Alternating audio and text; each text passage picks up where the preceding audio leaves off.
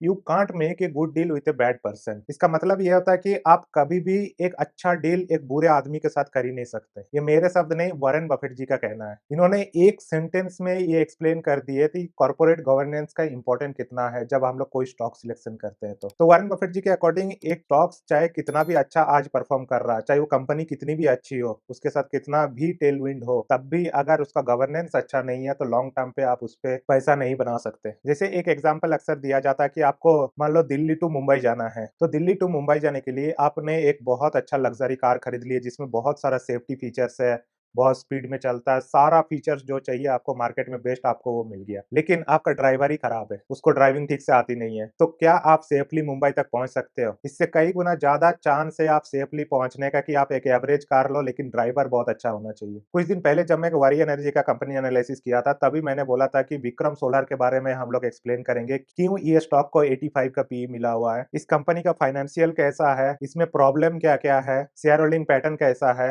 ये सारा कुछ आज के वीडियो में हम लोग देखेंगे। तो चलिए वीडियो को शुरू करते हैं। देखिए, इस कंपनी का फाइनेंशियल बहुत अच्छा है। टाइम के साथ आप अगर देखेंगे तो सेल्स कंटिन्यूअसली ये इंप्रूव करते जा रहा, और अभी अगर देखा जाए तो पिछले 5 साल में ये सेल्स डबल से भी ज्यादा हो गया। प्रॉफिट में थोड़ा इनकंसिस्टेंसी है, लेकिन फिर भी अगर देखोगे मार्च 2020 में 22 करोड़ का जहां प्रॉफिट था वही बढ़ के अभी 140 करोड़ हो गया। ये प्रॉफिट थोड़ा ज्यादा दिखाना भी जरूरी था क्योंकि लास्ट मंथ इसका आईपीओ था। अर्निंग पर शेयर्स लेकिन नहीं बढ़ा, ये टाइम के साथ गिरता चला गया। 21 में जहां 16 का अर्निंग पर शेयर था वो घट के अभी 4.42 हो गया। और एक अच्छा बात है कि इस कंपनी का बोरोइंग्स काफी ड्रास्टिकली घटा पिछले एक साल में। पहले तो ये बढ़ रहा था, 2020 में जहां 500 करोड़ था वो बढ़ के 24 में 850 करोड़ हो गया, लेकिन इस साल अचानक से ये घट के 272 करोड़ पे आ गया। ये हो गया इसका बैलेंस शीट का बेसिक मोटा मोटा ओवरव्यू, जो कि बहुत अच्छा बैलेंस शीट देख रहा। आगे चल के देखेंगे कि क्या ये सेल्स का जो डेटा दिख रहा है, जो इतना डबल से भी ज्यादा सेल्स हो गया, ये मैनिपुलेटेड है या रियल में है। वीडियो में आगे बढ़ने से पहले मैं बता दूं, मैं कोई बाय एंड सेल रिकमेंडेशन नहीं देता हूं, ये बस एक एजुकेशनल पॉइंट ऑफ व्यू से आप इस वीडियो को देखिएगा, और आपको अगर इस कंपनी में इन्वेस्ट करना है तो अपने फाइनेंशियल एडवाइजर से डिस्कस करके इसमें इन्वेस्ट कीजिएगा। नेक्स्ट, इस कंपनी का बिजनेस मॉडल में अगर देखें तो ये सोलर पैनल बनाती है और सोलर पैनल इंस्टॉल करने का काम इसका मेन है, जबकि इसको अगर देखा जाए तो करंटली अगर सोलर मॉड्यूल को मैन्युफैक्चरिंग का बात करें तो 4.5 गीगावाट का है, जो कि 27 में इनका कहना है कि 17.5 गीगावाट का कर देंगे।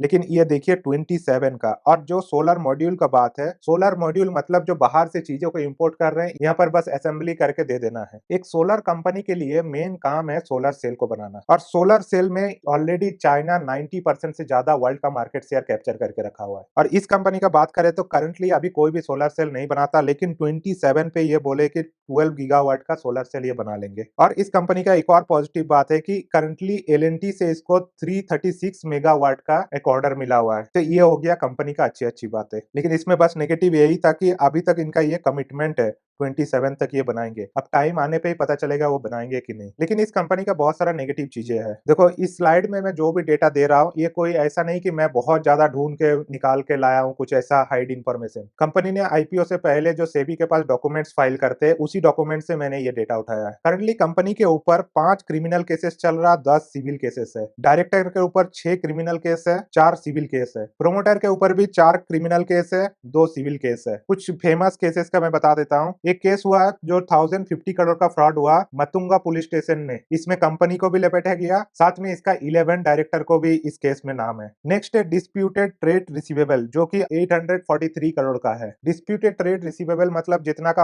अगर सामान नहीं बेचे लेकिन फिर भी उतना का हम लोग सेल दिखा दिए, या कुछ सामान ऑर्डर नहीं किए लेकिन फिर भी हम लोग ऑर्डर दिखा दिए उसका, तो ये हो जाता है डिस्प्यूटेड रिसीवेबल। नेक्स्ट है allegation of inflated net worth of PLI scheme. देखो, इसमें क्या होता है ना, गवर्नमेंट ने एक लिमिट सेट करके रखा है कि इस लिमिट के ज्यादा आप अगर सेल करोगे या उस लिमिट से ज्यादा आप मैन्युफैक्चर करोगे तभी आपको पीएलआई स्कीम का बेनिफिट मिलेगा। तो इन पे एलिगेशन ये लगा कि इन्होंने उतना का सेल या उतना का मैन्युफैक्चर नहीं किया, लेकिन फिर भी वो ज्यादा बढ़ा चढ़ा के दिखाए पीएलआई स्कीम का फायदा उठाने के लिए। दूसरा इन लोगों पे सबसे बड़ा एलिगेशन है रिलेटेड पार्टी ट्रांजेक्शन। ये जो बीपी यूटिलिटीज है एंड बीएलएस लॉजिस्टिक, ये दोनों इसी या तो सब्सिडरी है या तो इसी का जो डायरेक्टर है उसी का दूसरा कंपनी है। जैसे देखो, इस बीपी यूटिलिटीज में पहले ट्रांजेक्शन 2020 तक का वो जीरो था, जो कि अचानक से 23 आते आते 34 करोड़ का हो गया, 24 आते-आते 33 करोड़ का। और वीएलएस लॉजिस्टिक में अगर देखोगे जो डायरेक्टर है ज्ञानेश चौधरी, वही सेम पर्सन एमडी है विक्रम सोलर का। और इसके देखो परचेस गुड्स एंड सर्विसेज जो 23 में 78 करोड़ का हो गया और 24 में 98 करोड़ का हो गया। देखो रिलेटेड पार्टी ट्रांजैक्शन में प्रॉब्लम क्या है, देखो मान लो मेरा एक बड़ा कंपनी है और मैंने एक छोटा कंपनी उसके साथ में अपना अलग से खोल के रखा हुआ। अगर इस कंपनी में मुझे सेल्स बढ़ाना है, अभी मान लो इस पे सेल्स बहुत कम हो रहा है, तो मैं क्या करूंगा, अपना ही छोटा सा कंपनी से इसमें एक सेल्स का ऑर्डर दे दूंगा और ये उस सेल्स को फुलफिल कर देगा। तो दोनों कंपनी मेरा ही है डायरेक्टली या इनडायरेक्टली। लेकिन क्या एक्चुअल में इस कंपनी का सेल्स इंक्रीज हुआ? नहीं ना। लेकिन अगर बैलेंस शीट पे देखा जाए तो इस कंपनी का सेल्स इंक्रीज हो गया। तो ये प्रॉब्लम होता है रिलेटेड पार्टी ट्रांजैक्शन में। नेक्स्ट कुछ प्रॉब्लम है शेयर होल्डिंग पैटर्न के साथ। करंटली अगर देखा जाए तो प्रोमोटर के पास 63% का शेयर है, एफआईएस के पास 3%, डीआईएस के पास 6.4% और पब्लिक के पास 27.45%। जो कि अगर आईपीओ से पहले देखा जाए तो प्रोमोटर का होल्डिंग प्री आईपीओ था 77.64%, जो कि आगे चल के हो गया 63%। और इससे भी ज्यादा दिक्कत की बात यह है कि प्रोमोटर के पास जो ये 63% है, इसमें 30.4% शेयर प्लेस्ड किया हुआ है। और उन्होंने बैंक को ये बोल के प्लेज किया कि उनको वर्किंग कैपिटल का जरूरत है, कि डे टू डे एक्टिविटी में जो पैसा का जरूरत पड़ता है उसके लिए उन्होंने लोन लेके रखा हुआ है। देखो ये वीडियो का पर्पस मुझे पूरा कंपनी के बारे में बताना नहीं था, लेकिन अगर आप इन्वेस्ट कर रहे हो तो इस कंपनी के साथ क्या क्या रिस्क एसोसिएटेड है वो आपको पता होना चाहिए। होप इस वीडियो से मैं वो फुलफिल कर पाया। अगर आपको ये वीडियो अच्छा लगा तो प्लीज लाइक एंड सब्सक्राइब कीजिए। और अगर कोई भी डाउट हो इस कंपनी से रिलेटेड या कोई भी फाइनेंशियल रिलेटेड आपको अगर डाउट हो तो आप कमेंट सेक्शन में बता सकते हैं, हम उसका रिप्लाई करेंगे।